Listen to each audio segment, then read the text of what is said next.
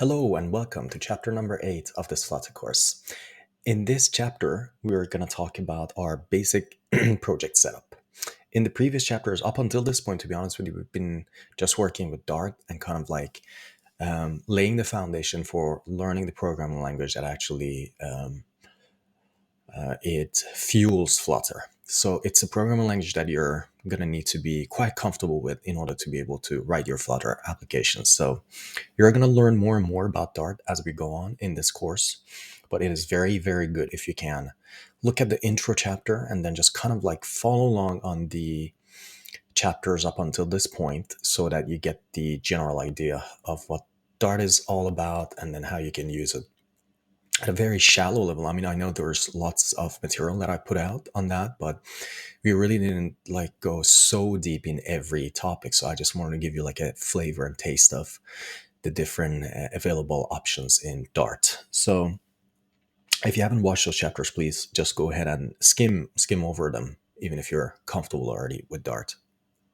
So in this chapter, we're going to talk about the project setup, and this is the like one of the absolute most important parts of setting up an application for Flutter. So if you're thinking of maybe skipping over this chapter, that's also okay if you know what you're doing. But if this is the first time that you're setting up a Flutter project, then I think it's really good if you can follow along with this chapter. So I'm gonna go now into let's do some setup here. So what am I going to do? I'm going to bring my face to the bottom right here so that you can see the entirety of the screen. And then I'm going to bring up the caption for the next item that we're going to talk about. And in here, well, we have a, as you can see, there's a command that you can issue in the terminal to create a new Flutter project. So every Flutter project has different properties. It has, for instance, a name, which is the entire, like the name of the entire project. And also one of the main properties of a Flutter project is this identifier. Now, the identifier wouldn't be so important had it not been that Flutter can actually deploy to iOS and Android. And an identifier for an iOS app and an Android app is actually what defines that application as unique on the App Store, where iOS users and iPadOS users can download applications, and on the Play Store, where Android users can download Android apps. So these identifiers are, as I mentioned in one of the previous chapters, are kind of like reverse domain identifiers. So it's kind of like if your website is foobar.com and your application is called Baz, then your reverse domain identifier for your application will be com.foobar.baz. So it's kind of like you take your domain name and reverse it. So if foobar.com becomes com.foobar, and then you put dot after that, and then you put your actual application name. So these identifiers need to be unique. And by that, I mean like if a developer on the iOS App Store or Google Play Store has already gone and registered the reverse, basically that identifier com.foobar.baz for any of their applications. So they said, okay, here's my application called Image Gallery, but it has a completely random identifier of com.foobar.baz. Then you, as a new developer, even if you want to do the same funky deployment to the App Store, you can't register that name anymore because it is already taken. So think of the identifier of your project as what is going to carry on from the start of where you create your project all the way through to the app stores. Okay, so it is quite important that you actually choose it wisely, because if you don't do that wisely from the absolute start, unfortunately you will have to do some fiddling around in the future to go and update that yourself. So so I would really suggest and recommend here that you take a little bit of time to think about what that identifier is going to be, what you prefer that identifier to be, and what you're comfortable with. And what, for instance, if you have a domain name as a developer for the App Store and for Google Play Store. So if you have a domain name already registered on your name, I suggest strongly then that you use that. And if you have domain names personally and domain names selected as like a for your company, then you need to now know whether you're going to release this application under your name personally, or if you're going to release it under your company's name. So these all play a role. But without further ado, let's just go and create our project here. And um, to be honest with you, I personally haven't really thought about whether I want to release this application as a private person or if I want to create it under my company. And I think since my developer account is at Apple and at Google is under my company's name, which is Pixality AB in Sweden, then I'm actually going to use that company's domain name, which is pixality.se, because SE is like the Swedish domain name, just as co.uk is the British one, for instance. So I think I will do that. So let's go to and open a new terminal. Let's go to terminal. You don't see my screen right now, but I'm just going to bring up a new terminal window here and bring it up so that you can also see it. And I'm going to increase the size of the text so it is clear what I'm typing. Okay. So let me go ahead and create a project. So I'm going to go to my development folder where I have all my projects. Then I'm going to go to projects, Flutter. Okay. The command, as you can see, is Flutter create and then dash dash org as an organization. And then I'm going to say se.pixality. As I said, my domain name is called pixality.se, but your org needs to be the reverse of that. Okay, so remember, reverse identifier. So reverse domain identifier. So then if your, for instance, organization is hello.com, then here you would have to write com.hello. All right. So I'm going to say SE Pixality, but you shouldn't do this. So if you're following along with this course, please just choose an identifier for your domain that it makes sense to you. And if you don't have a domain, if you're not bothered by all of that, if you're not going to release your application to the App Store, you don't even have to care about this. Just put anything in here. You could just say, come making stuff up, if that's what you want. So it's not a big deal, to be honest with you. So just go ahead and pick an identifier. So I'm going to say SE Pixality because that's my reverse domain name.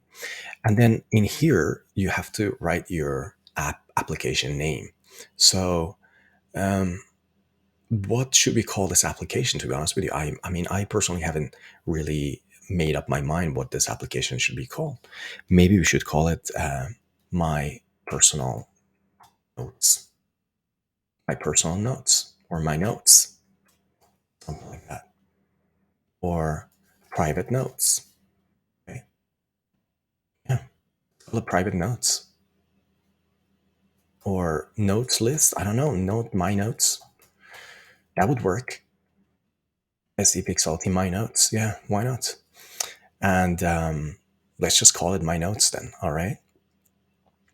So let's go ahead and do that. Flutter create. And I can see, I mean, actually, I'm very grateful that we got that little notification on top. So let this do its work. And it did its work and it's done. And it called something, and it created a folder you can see called My Notes. And on top of this window, if you saw, then there was a little message printed. A new version of Flutter is available. To update to the latest version, just run Flutter upgrade. So that was not a part of this course. I didn't mean for this to happen, but I can't control it either because Flutter is a tool that is being developed by Google. It's an open source tool. When there's a new version, when you run any of these Flutter commands, then it's going to check with the version repository to see is there any new version available. And if there is, then it's going to give me this Flutter upgrade message here. So as I mentioned in the introduction of the course, I've planned this course quite a lot, but I can't plan it 100%. So things will happen that I hadn't planned for, and then we just have to roll with the punches. And I'm actually glad that this thing happened right here, so you can see how to upgrade Flutter as well. So as you can see, it's very easy. Just copy, just say Flutter upgrade. Okay, so I'm going to go at the bottom of the terminal. I'm just going to say Flutter upgrade. Right? So this is going to actually take some time depending on how big the upgrade is, because Flutter is divided into different kind of engines. As you know, Flutter can output binaries or applications for iOS. It can output it for Android. It can do it for Mac OS. It can do it for um, Windows, basically desktop. So if you say Mac, Windows, Linux, and then you will have web as well. So there's quite a lot of things involved in Flutter. As you can see it here, it's like downloading everything necessary in order for you to be able to create Android applications. So after that is done, you see it goes to the iOS tool. So it's downloading, but it's also, I believe, after it's done downloading stuff, it also needs to make sure that it can build those tool sets. So this is a process that might take some time. And in order to avoid us having to wait for that entire process, as you can see, it's now going to Web SDK and blah, blah. So we don't have to necessarily wait for this. So I'm just going to create a new. Oh, it actually finished. So that was quite fast. All right. So it finished its work. We don't have to do anything special here. So that's how you upgrade Flutter. So just run this command as suggested by the Flutter tools itself, Flutter upgrade, and then you're good to go. Okay. So we've done that step now. So we've set up our project. I'm just gonna move to my notes here, and I'm gonna make sure that that topic is ticked. And for the next item, what we're going to do here is we're going to talk about, we're going to basically have a quick look around the environment set up by Flutter when you run Flutter create, because Flutter create doesn't just like create an empty directory. It actually creates the skeleton or the scaffold of your Flutter project with pretty much everything necessary for you to be able to run that project. Okay. So in this application, I mean in this step of chapter 8, we're not actually going to run the application on any device. That's for chapter 9 and for chapter 10. But what we are going to do is to have a quick look around the project structure. So let me go to my notes here, and what I'm going to do is I'm going to use this code, Visual Studio Code extension, which is provided in the path. So I can just say code dot, which opens up Visual Studio Code in the current folder. Okay. So then once that is done, I'm going to bring up Visual Studio Code here. I'm just going to take a little bit of care to ensure that you can see the important parts of the screen. Okay. And I'm going to increase the size quite dramatically so it's visible for you as well. It is very big on my screen, but I think it's like a nice size on the actual output video. All right, so as you can see, here is the folder created by Flutter Create, and there are quite a lot of bits and pieces in here, and I'm just going to tell you a bit about a few of these folders and what they represent. So one thing that you need to understand about Flutter is that it actually is not like it's not really like React Native. If you're familiar with that, Flutter on iOS, for instance, it for those who have done iOS development, Flutter it outputs a native binary on your phone, a native fat binary basically for your iOS application, and it just puts one view on the screen, and then it graphically renders all its contents using Metal. Okay, so if you're not an iOS developer, that probably doesn't make so much sense to you, but this part that I'm going to mention now should make sense for everybody. But when you create a Flutter application, the Flutter create command basically spits out different parts that may be necessary for your application to run on different platforms. One of those platforms, one of the key platforms that Flutter runs on is iOS. So that is the folder that contains the native bits and pieces necessary for Flutter to be able to run in an iOS simulator or on an iOS device, such as an iPhone or an iPad. Okay. So this is like, as you can see, is the project or the workspace. And the workspace, because for those of you who are iOS developers, you will know that there's a thing called CocoaPods, and Flutter internally actually uses CocoaPods for iOS. If you're not an iOS developer, just know that every iOS or Android or web application can bring with itself dependencies. And a dependency is a way for your application to bring in code from other people in order to be able to achieve special functionalities. So there are various tools available for iOS developers, Android developers, web developers to be able to bring in dependencies for web. For instance, if you're writing a Node application, you would just use npm, which is the Node package manager. If you're using Swift, you will probably just bring in, for instance, SPM, I think, Swift package manager, or CocoaPods. And there's a third one, which I've kind of forgotten the name of. Which I may remember later. If you're using Android, you're probably familiar with Gradle, and that you can like use for bringing in external dependencies. So if this is a platform of Android and this is a platform of iOS, and here's web and here's desktop, for instance, Flutter sits on top of these, so it can control all the small bits and pieces for these platforms to be able to be packaged inside one Flutter application, which sits on top here. And all these different platforms down here, excuse me, they can have their own dependency management. So the dependency management is kind of sit under one layer under. So Flutter then talks with these dependency managers and says, okay, you need to install this dependency for me to be able to work.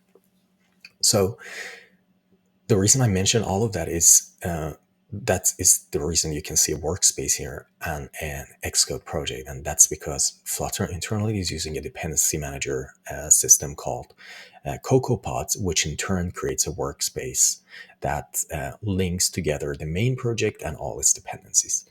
If you're not an iOS developer, if you're not interested in all of this, just know that this iOS folder is just so that your application can run on an iOS device.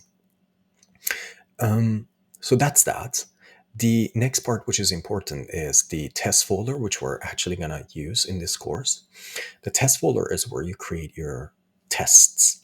If you're not familiar with software development from before, if you don't have a background in software engineering, testing is the ability for programmers in order to be able to make certain assertions about their code, and in order to make sure that they can automatically run a series of tests against their own code to make sure that everything's functioning as the programmer intended that to.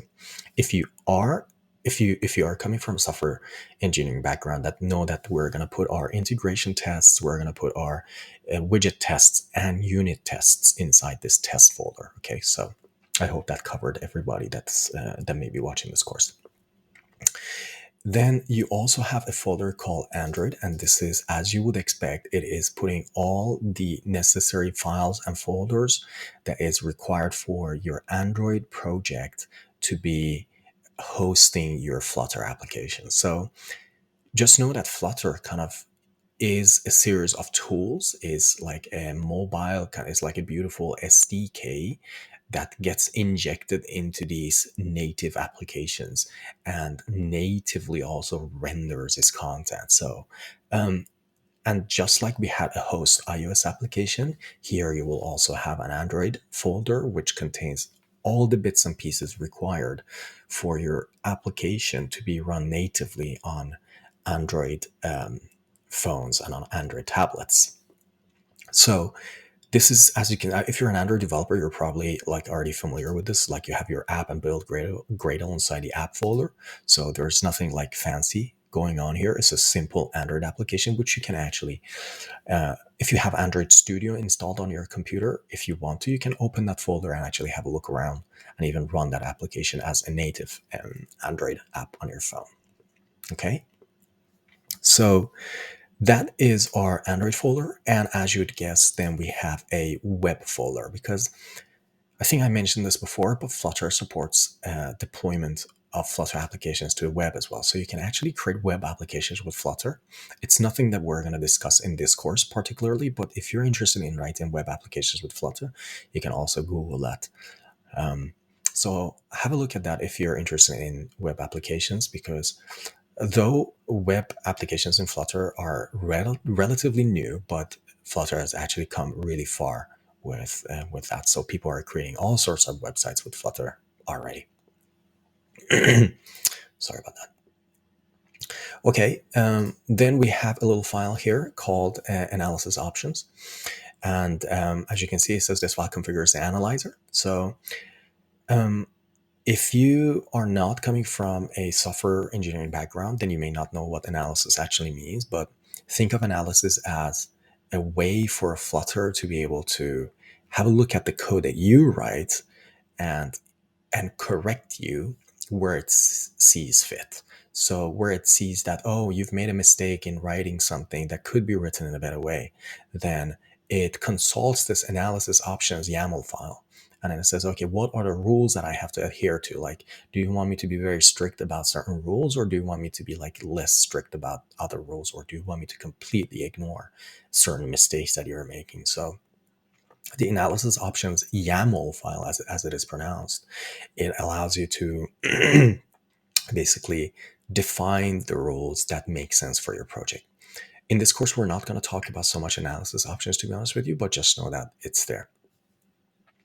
So let me bring up the project structure here again.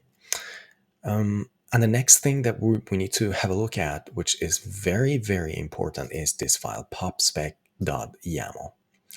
Now, this is a file that one of the things that you'll need to know about Flutter and the basic structure that it creates for you is that there are tons of documentations, and documentations are like so well done, in my opinion, in the Flutter world, where I personally come from, like the backend development background, like of doing Django, or where I'm doing iOS development. Sometimes documentation can, for instance, on the iOS native world, be very kind of lacking. So Flutter has gone like well above the line of what is required from a developer's perspective in terms of documentation, and they provide a lot of documentations.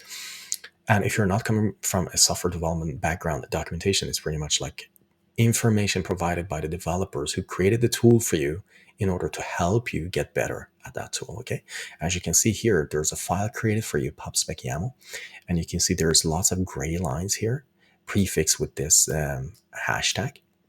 If you remove them, you'll see that they become normal sentences, but if you put them back, they become something called a documentation. And a documentation, if you're not from software engineering background, it means just piece of text provided as an information block to you, which is not code anymore. So the program is not going to turn this into any sort of a code. It's just going to ignore that. This is just for you to learn, okay?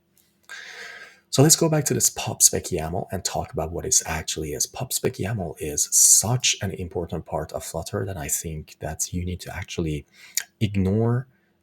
Don't ignore the comments. Go and spend some time and read the comments just to understand what they mean. So what I'm going to talk about here is a little bit about what this pubspec YAML actually is. It is, if you're, for instance, coming from a web background, and if you've worked with Node.js, then we will have some sort of a config JSON file. Or if you're coming from Django, you'll have settings.py file. If you're coming from native iOS world, what would be the equivalent of the config? It kind of will be kind of like your info plist file. So it is kind of like a control panel of what your project should actually be looking like.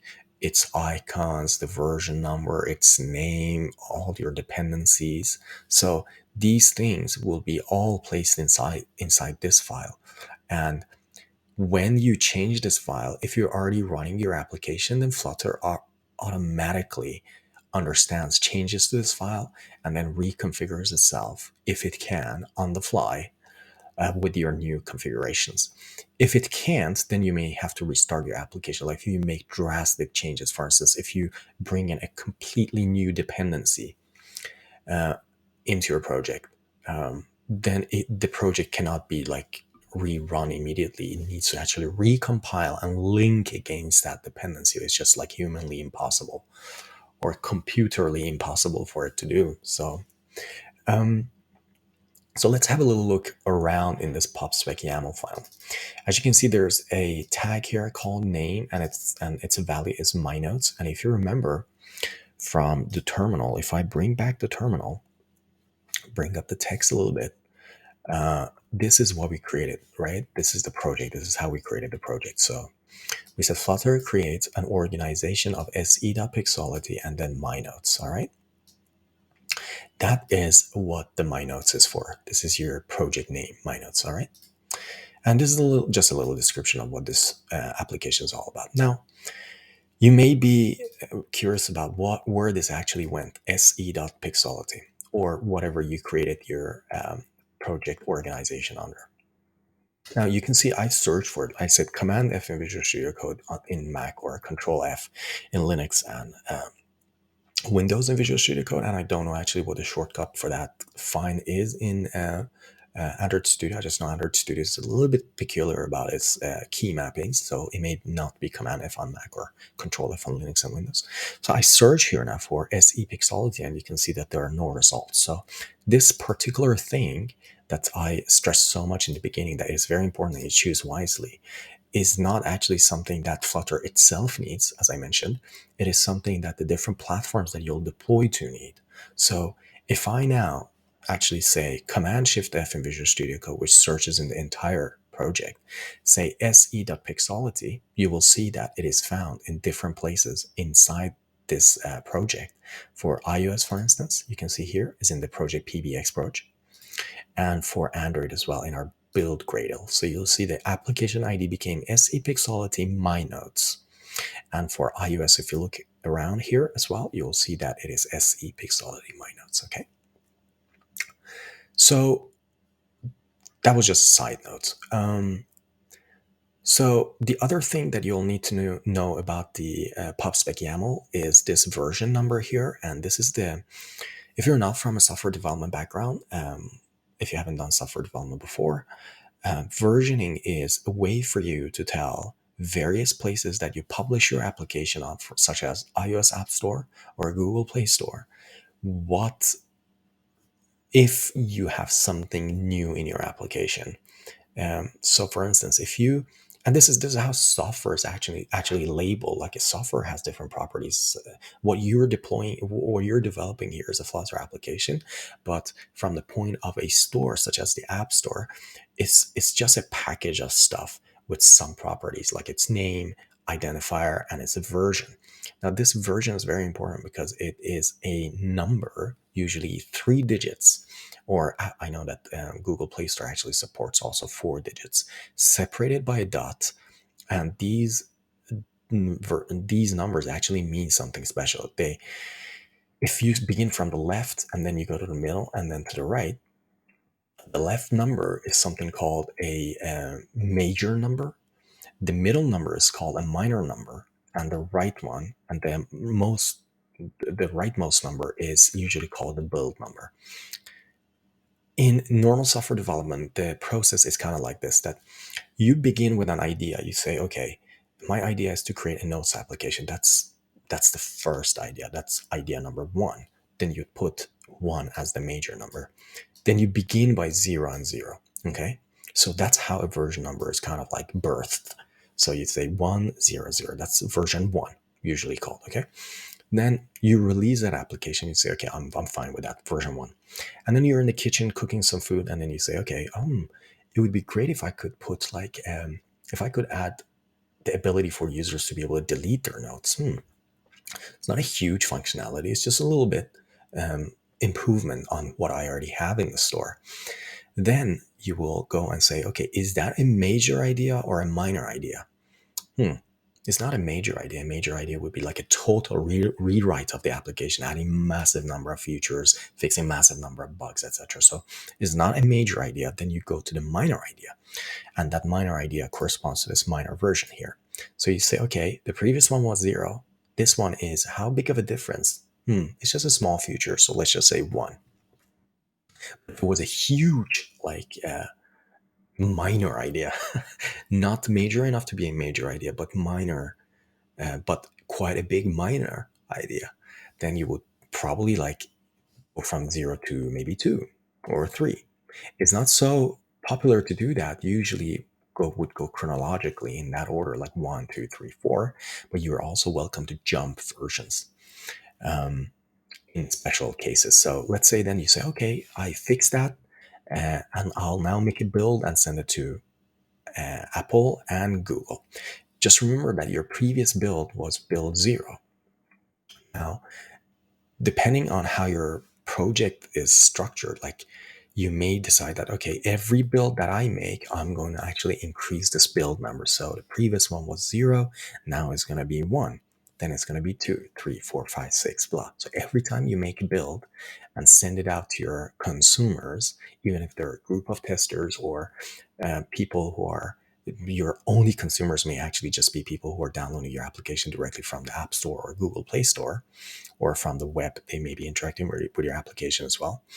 Then you may say, okay, every time I make a new build and send it out, that's when I actually increase this build number. Or depending on your project setup, you may come into an agreement with your teammates to say, okay, we don't increase the builds chronologically, but every time we change the major or the minor, we actually reset the build back to 0, and then we go up chronologically. So um, I don't want to go, to be honest with you, too much into detail about the version, but if you're interested in software development, and I think if you're watching this course, that kind of means that you're interested in software development, you'll need to know about this. So just know that version is your way of labeling your software and its features and what's new in it, with numbers. Okay. So just remember major, minor, build. All right. But you don't have to play with this so much, to be honest with you. So I think in this entire course, we're actually not going to play with it. So, all right. The next bit of information in the pubspec.yaml is the environment. As you can see there, it says SDK. Now, when you see SDK, just think of software development kit. And this SDK is referring to the Flutter SDK. So it means that if you share your source code with some other developer who's sitting maybe on the other side of the planet, if they get your source code and they want to, for instance, be able to test this application on a simulator or an emulator on a real device, then they're required to have Flutter SDK version this or less than this. All right. So you can actually get your Flutter version by, I believe, if you run Flutter -- version, it will tell you that I'm Flutter 281. And that, as you can see here, it says, yeah, the SDK required in order to run this application is 2150, more than or equal to that, at least 2150. Okay. So that's your SDK, the Flutter SDK. The other part that you'll need to know about is this section in the pubspec YAML, and that is called the dependencies. And this is what we're going to talk about actually right now. And dependencies, as I mentioned before, are ways for you as a software developer to bring in code that other people have written in order to make your application function better or function in a completely new way, for instance. You need to kind of be careful with dependencies, just because depending on what dependencies or libraries you bring into your project, it can actually make your life better or worse. Dependencies are basically, when you bring it in a dependency, they're usually code written by somebody else or other people that may be working on a library. So if you're not coming from software development background, then you will need to know this, and I'm just going to warn you from now so that you've heard it at least from somebody. Dependencies, when you're picking dependencies, just be a little bit careful in that it may be that they initially make your software better, but since dependencies are code written by other people and other people's priorities change, their lives may change so that they don't have enough time to continue working on those dependencies. So I have personally run into the issue that we brought in a dependency into a project, and then after a while we just realized that, oh, the developer isn't actively working on this, and maybe even the developer made that library deprecated. And deprecated is a word that you'll get to know when you work more with software development. And deprecated kind of means that the library is not supported anymore. The library is not actively being worked on anymore, and the developers are encouraging you to move away from them.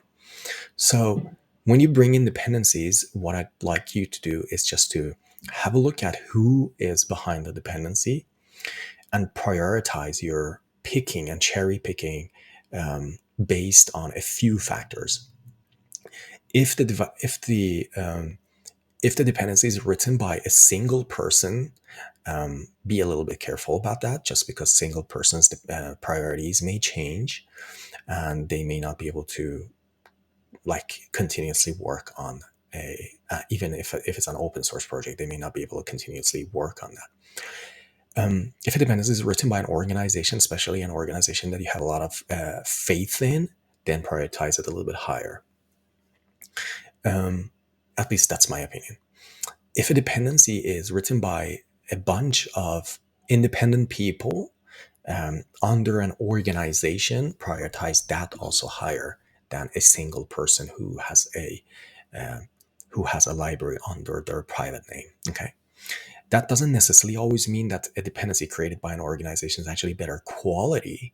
It just means that the chances of it being deprecated are a little bit less than uh, chances of the same library being deprecated had it been written by a single person under their private name.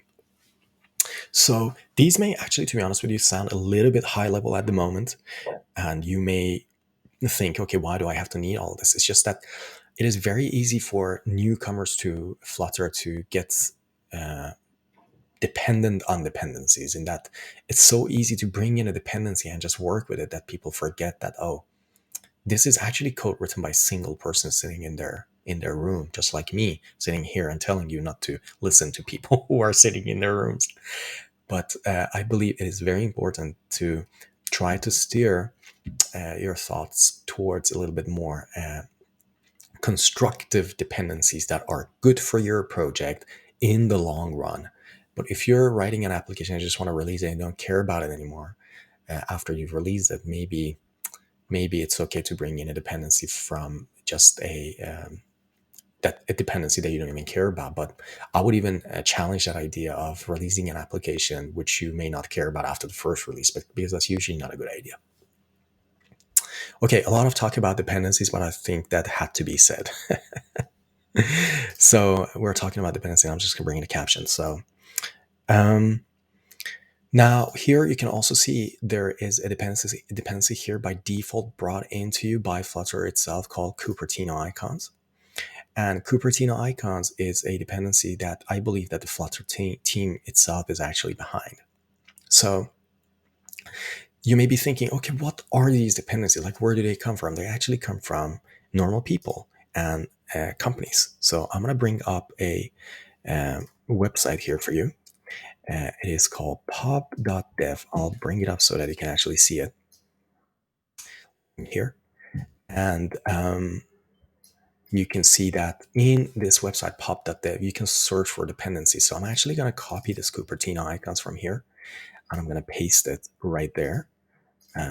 Cupertino icon, just enter, and I'm going to press on it, and you'll see that it is published by the Flutter team themselves. Okay, so pub.dev is the website where you will search for dependencies. So you just search for a package, and then it will bring up results here for you. So this is how you'll search for dependencies. Okay. Then now that we've talked about that, let's also talk about something called dev dependencies. Dev dependencies are dependencies that will bring into your project, which are useful only under development. So if you're familiar with software engineering, the normal dependencies will get linked to your project, and then they will be shipped with your application. Whereas dev dependencies, they're only dependencies that you under the development time will use in order to make your software better. And as you can see here, one of the dependencies, for instance, is Flutter test, or Flutter lins in this case as well. Excuse me. Okay, so there are lots and lots of things to talk about here. And as you can see here, in the future, actually, we'll work with this, that you can bring in assets and images and bringing them into your project. Okay, so this is a quick look around at the pubspec.yaml, and I'm going to let this be here. I'm just going to tick in my notes here that pubspec.yaml, we've talked about it. Now, to the important part, We actually, in our application, we're going to need some dependencies in order to be able to continue working with the application. Now, we haven't talked so much about Firebase before, but just know that Firebase is a tool that allows you to uh, kind of go serverless, but also have a server. Now, serverless is just a funky word that is being used nowadays to describe a server written by somebody else. So a server that you don't personally have to write. If you don't come from a software development background, for instance, if you're a product owner or a designer, a server is where your data sits in the cloud, kind of.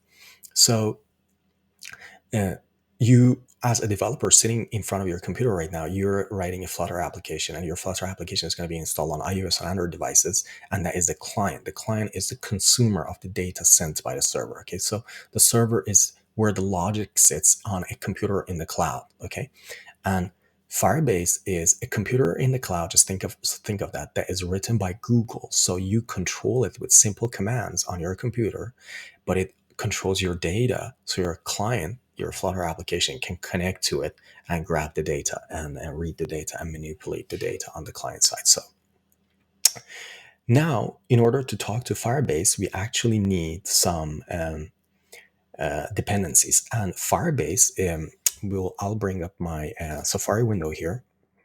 Now let's have a look at Firebase core, and I'm going to search for it. Click on it. Firebase core, as you can see, is written by the publishers firebase.google.com. And just remember that Flutter is actually a tool created by Google as well. So I personally think that anything related to Firebase is completely okay to bring in into your Flutter application as a dependency. All right. So I'm going to go here and then say we need 4 dependencies for this particular project. Okay.